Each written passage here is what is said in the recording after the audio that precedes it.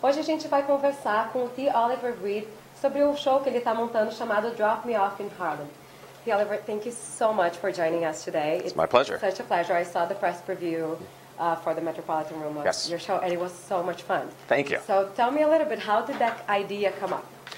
The idea came up initially, I knew I wanted to do a show about 1930s Harlem, and the original idea was to do something that was just about the Cotton Club and some of the poets that were around at the time. And as I was doing research, I realized that there were so many more stories to tell, and I came across a sort of caricature or a drawing of Harlem at the time and all the different streets and where the clubs were.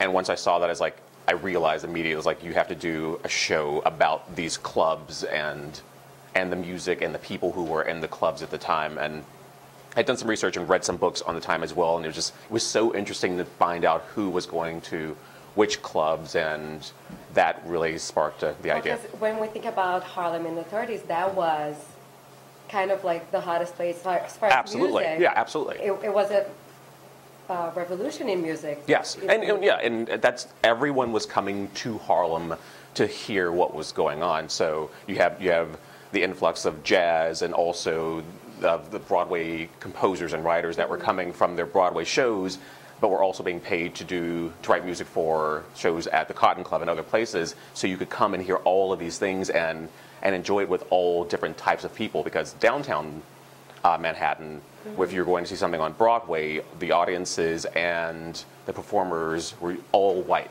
So when you came to Harlem, you got a mix of, depending on the club you're in, some of the clubs were very mixed clientele, and some were a little less diverse, but you had a little bit of everything. So you really could, in a night, hear lots of different things, see lots of different people, do lots of different dances, and really sort of enjoy in a way that was, we look at it now as sort of excessive, but it was just a Saturday night in Harlem, and what they do is oh, Hannah Brown from cross town gets all the corn and starts breaking them down.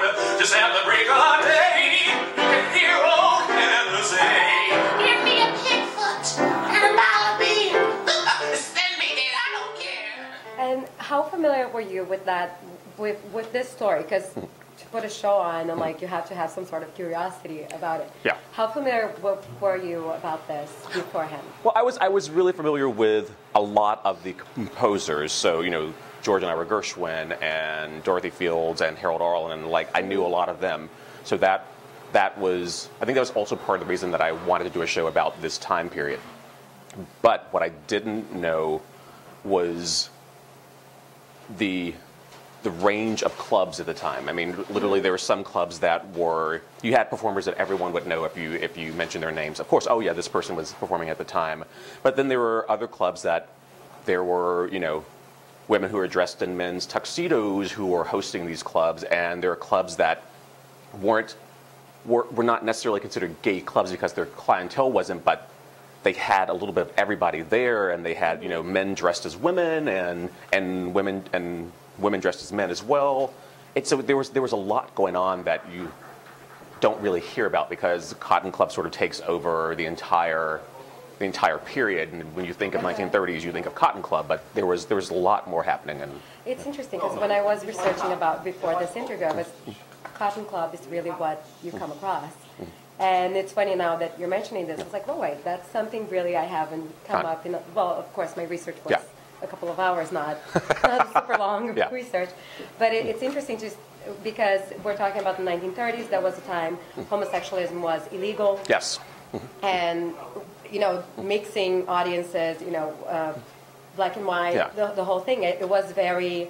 You don't think of that happening at all. And there were clubs in the city that everyone mixed and drank together and danced together, and it wasn't an issue. I mean, it was like all of a sudden Harlem was this little bubble of, I hate to say bubble of love, but this bubble of artistry, freedom that was happening, that you could go to Harlem and anything was possible.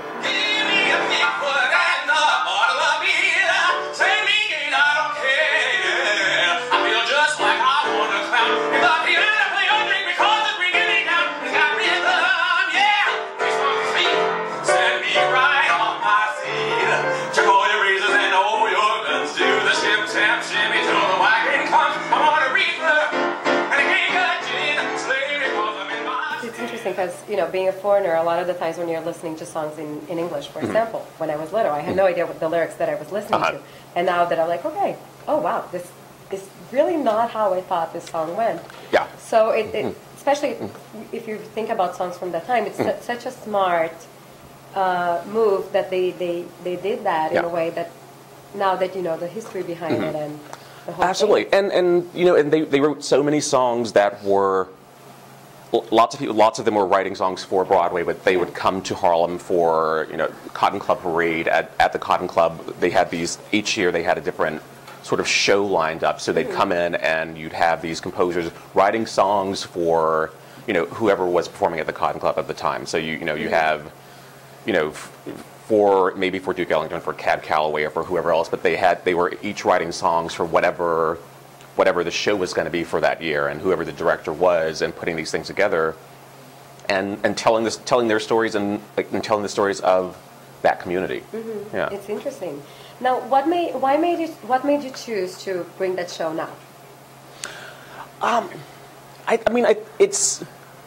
think it's timely. There's something, again, about the lyrics and what's going on in our culture now, and we're still having the same issues of trying to find sort of commonality with each of us when we're all so different, and trying to hold on to our differences in a way that's healthy for us, but trying to find a way that we're all going to be the same, and to be able to look at each other and not necessarily see skin color or anything else, but just to be able to go, you're my sister, or you know, you're my brother, and this is what it is, and see that we're all more alike than we're not. So the whole world can be that bubble. Yeah, absolutely. And so, in hearing all this music, it speaks to me, and I think it'll speak to everyone. And it's a story of, you know, it's a story that most people don't hear, because you don't hear about the clubs, you hear about the songs, but when you put the two together and you really sort of picture, like, at this club, this music was being played, and these people were here, and this was what was going on, which is totally different than the club you'd go to 3 hours later in the night, which is totally different again than the club you'd end up in at 4 o'clock in the morning. So you get a little bit of everything, and sort of see how the city and how that neighborhood evolved. Yeah.